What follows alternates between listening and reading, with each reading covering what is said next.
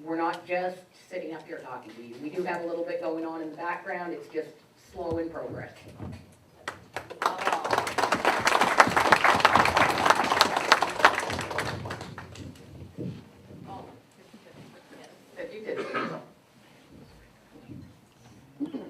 It's the orange ticket, 2485039. 2485039.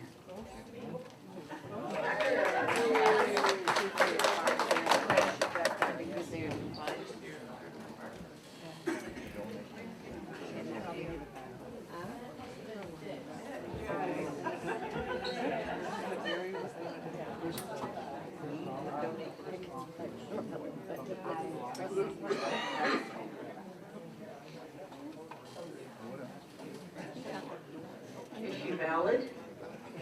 Issue valid. Okay, I guess she's okay. Right, you're okay? Way to go. No. Sorry, everybody's trying to get me to like rush because we're running a little bit late, and I'm sorry, but if you have to go, you know, that's all right. I won't take offense.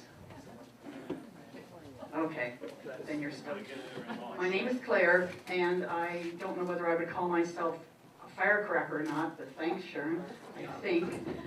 We did meet online a few months ago, and we started this, Sharon started this group, and it was so funny because I had never been on online group before, and we were just chatting about all the problems in like New Brunswick and what's happening, and then she said, I think I'll start a private group, and we'll start to work instead of talk, and I said, that's a great idea, and then that was it, we signed off, and then I thought, well, what if she doesn't accept me? You know, what if she says, no, you're not welcome? And then I thought, well, yeah, I think we're going to do a great job. And I think we have. I know it's not bragging. I think we've done a lot of work in a short amount of time.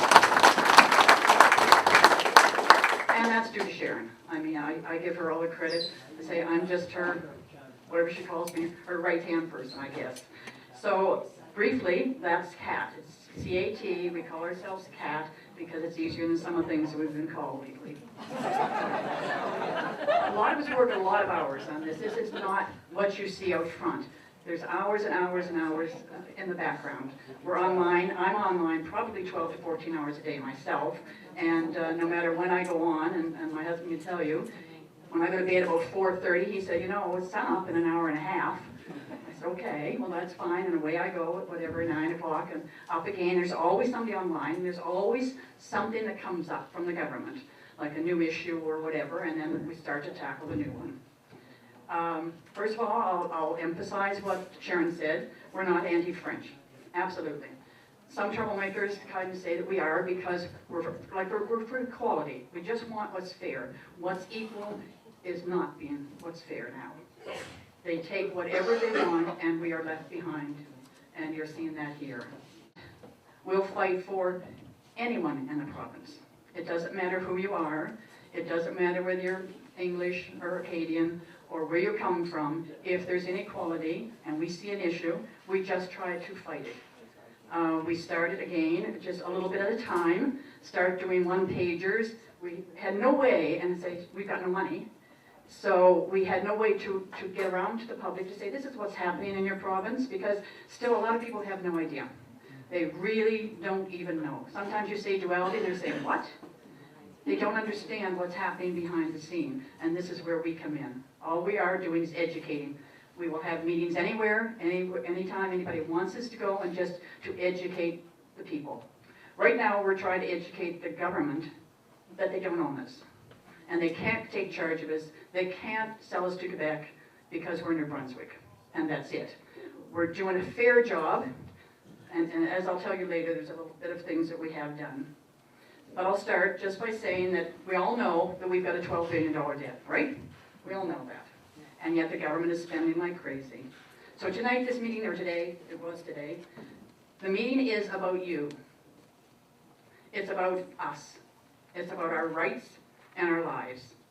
Our past and our future, what we had and what we've lost. And most of all, how it happened that we are all here fighting for our lives and fighting for equality, okay? A wise history teacher told me some years ago that too many figures confuse rather than clarify. And after the first 10 numbers, your audience turns off their brain. Well, I'm sure we've had a lot of numbers tonight, and probably a lot of us are brain dead. So I'm going to try and see and follow his advice and say, just do something simple. His method was use the power of 5. So tonight I'm going to give you 5 questions, 5 answers, and then I'm leaving it all to you.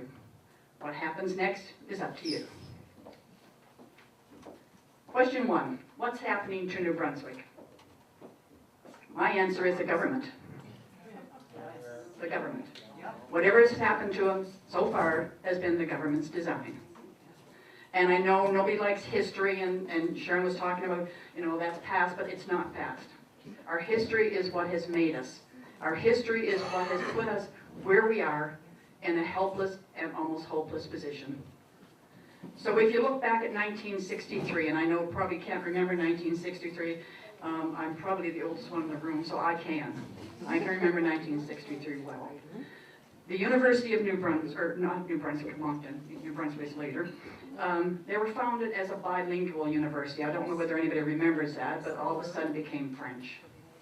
And from then on, it was a stronghold for the elite from Quebec and from New Brunswick with their goals, and they had many of them. They had some subversive plans for dominance, and they wanted to dominate the public service. Well, guess how that worked? Okay? So their plan was very well organized. They knew what they were going to do, and they knew how they were going to do it. And we English sat back and let it happen on our watch. We let it happen. We let them take over places. We let them change names. We let them do everything they did, and we watched. I remember the Core Party tried. That didn't work. I remember other people tried. That didn't work. People stood up and argued by themselves. That didn't work because we were called bigots. Everything that we did, we were knocked down. But I think it's time now, as I am in my advanced years, to stand up and say no more. No more bigot. Exactly. And we're not going to take it. And we are standing up.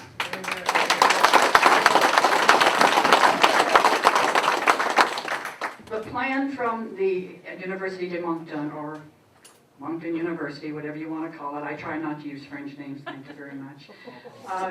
Again, graduates of the University of Moncton, graduates form the plan. And if you take a look at your present government right now, the graduates of the University of Moncton are running our country. Okay, I'll give you some examples of just a few of them.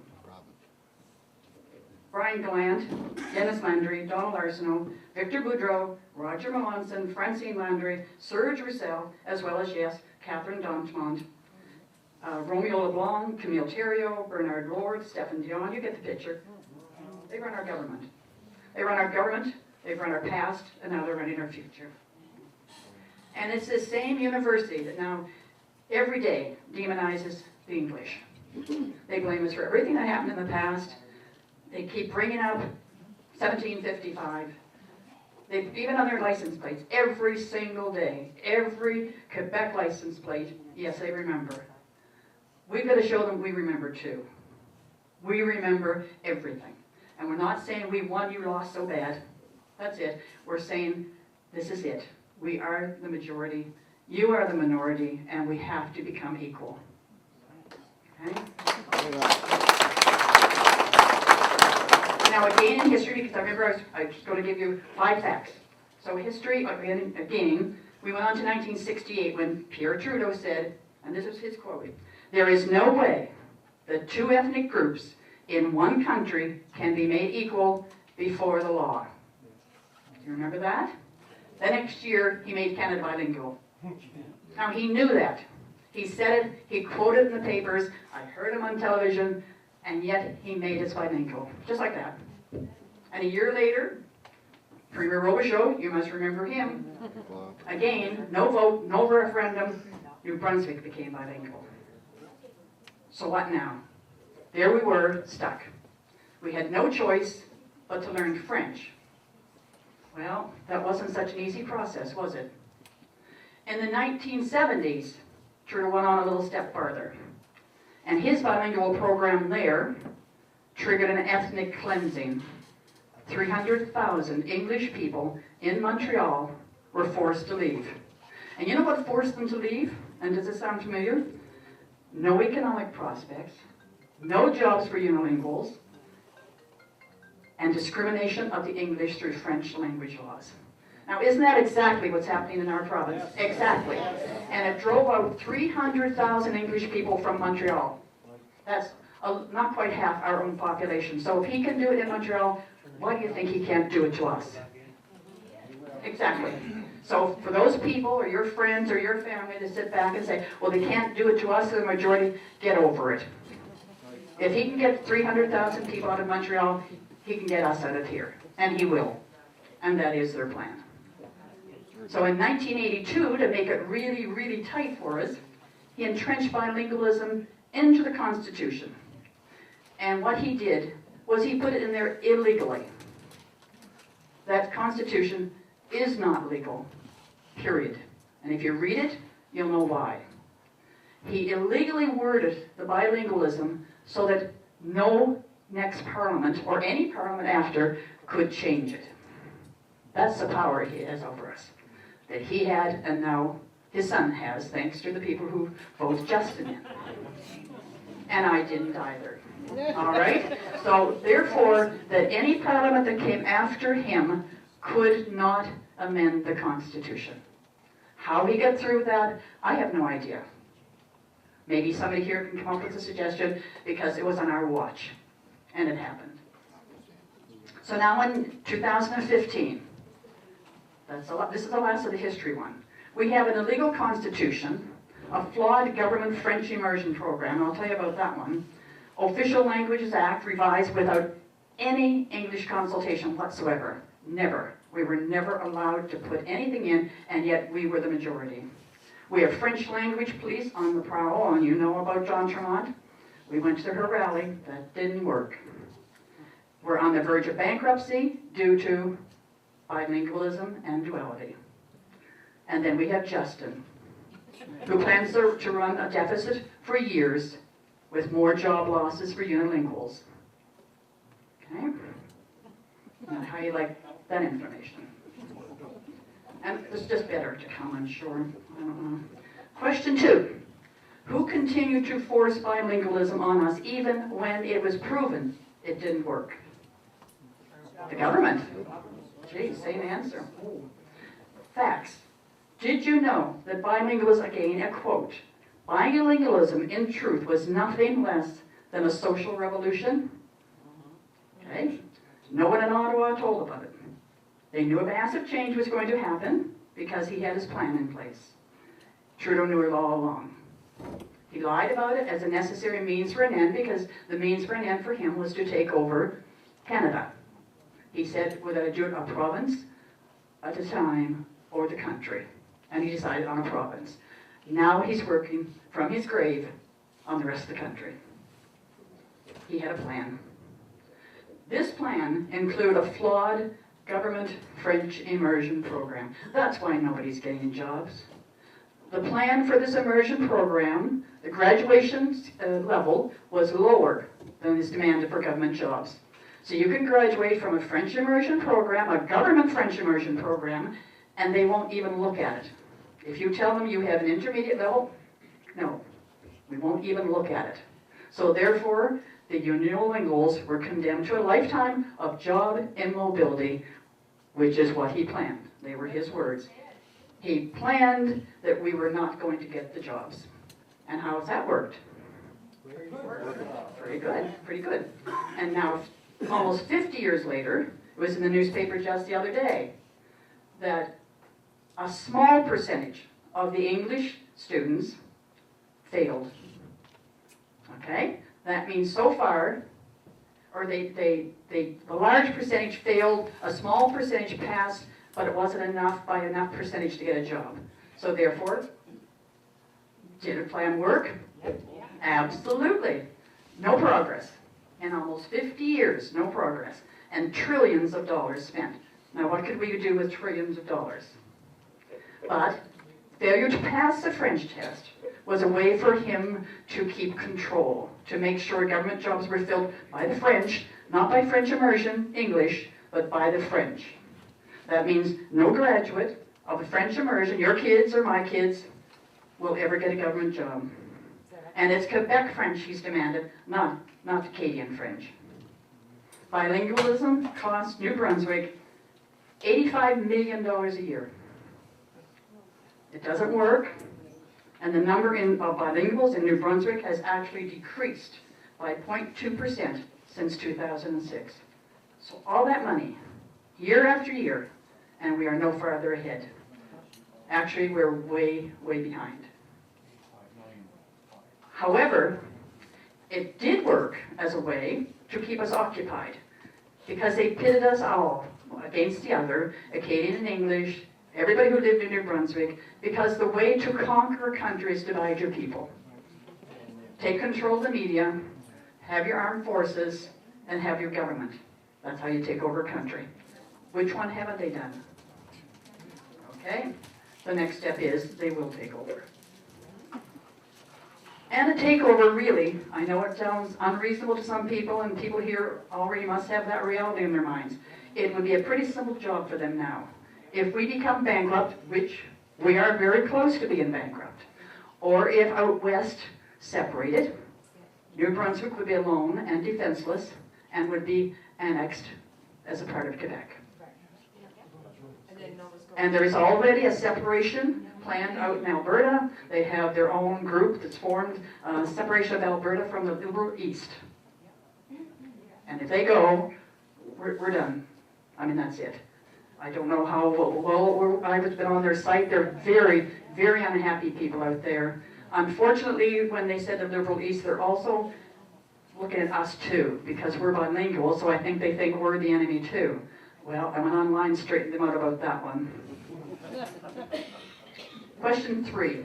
Who would force duality on our children, on our people? The government. The government.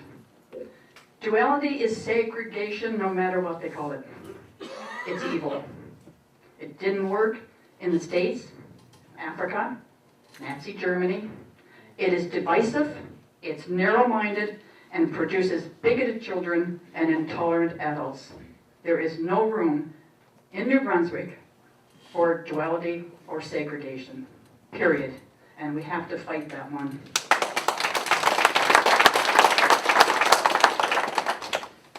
Besides that, it is incredibly expensive, and we can't afford that either. No one in government so far can even estimate the cost of duality in New Brunswick. Just imagine the money we could save by combining both the health and the education departments. I can't count that high, I don't know whether you can. Because that's a lot of money that could go to jobs and improving our lots in New Brunswick. The duality in education is a disaster. You've heard about the illiteracy rate from Sharon. Some kids graduate from high school who cannot write their names. Now, did you know that? They cannot write because the cursive writing is gone. So when they take their driver's, test, they have to print. Now, that is a disgrace. They can't do the times table. They can't spell basic words. How will our children ever get a job? How will they ever survive? They don't know French. Well, actually, they don't know Quebec French, and they have no education. We are in trouble. And duality in health is destroying the careers of our experienced paramedics and nurses who are being replaced by Quebec workers. They are bringing them in by truckloads. Question 4. Who is attacking Miramichi? The government. The thing is, you're not alone. I know that it's no consolation at all. But if you realize that these elite activists are slowly wiping out all of our histories, English, Scottish, Irish, Acadian, and Imperial Loyalists, all of the provinces are attacking everywhere. You're feeling the brunt of a lot of things that happen. There are other cities that are having a problem too. They're wiping out everything. They don't want us to have a past, and they're determined to be our future. They're changing names of everything, towns, streets, counties, courts, bodies, and we have let them do it. We have let them do it without a fight. We fought the change, Cat fought the change on Robinson Court. That we won on that one. We take any victory as a small victory, but we won on that one. Campbellton was English. It's now overrun by thousands of Quebec workers taking our jobs. Dieppe is now officially French. How did they do that? Well, that's the way they do it. City at a time. Just don't go- City at a time. Hartland, Hampton, Mactaquac were targeted in the latest D'Entremont report, as was Miramichi. You did not paint your water tower. Millions of dollars are being spent on state-of-the-art French schools across the province in English areas. Their plan is to build it and they will come. Remember that movie? It worked for them, it's working for the French. Because then what they do is put ads out for Quebec workers to come in and not only live there and go to the schools, work in the schools, but start a Quebec culture. And in Miramichi, well, you all know, I can't even list all the things that's happened here. Because you've lost over and over and over. We were up again at the rally, and what I've done is 9 one-pagers. You've seen the one-pagers back here. I've done 9 of them on Miramichi alone. And what we do is we send them, post them across the country. They're everybody across, and we have members across the country. And as soon as I do a one-pager, they take them, they share them, they post them. And so everybody knows what's happening. So, you know, that's what we're doing. But the thing is, no matter how much you bow to the Language Commissioner's demands, just remember, your water tower will still have to be painted. And why? Because the activists from Quebec are taking our province away from us one city at a time. And you, Miramichi, you're the bump on the road. You're the bump on the road. Not only for the rich natural resources in the north of the province, but also as a gateway to going and taking all of the maritime provinces in one block. If they can take New Brunswick, it's going to be no problem for them just to go right through, and that is their design. And lastly, and you're saying, thank God. Question 5. Who has created the crisis in New Brunswick that caused CAT to band together, stand up and speak out? The government. The government has caused it. They're the ones that are keeping at it. They're pushing us, and that's why we started. We have sent mass emails across Canada, actually across the world, to all premiers, all parties, all legislative assemblies, telling them about the situation in New Brunswick. We've sent to human rights. We have sent, actually I went up to Fredericton to a rally of the Prime Minister, and I took with him a binder, just like that, of every one of my one-pagers. And I put a letter with it, and I don't think it was a very nice letter, but he let me in the next 2 rallies, so it was okay. And every time I did a one-pager, I sent a copy to Stephen Harper, and all his people, and all the New Brunswick people, and everybody on my mailing list. So that's about 600 people. So every time I did a one-pager, and Chris Austin. And I can see that, yeah, she's on me too. Everybody knows about what's going on in New Brunswick. We brought the light to the agenda of the commissioner, the official language. We've been after her for a long time. It is my own main agenda, is to get rid of her.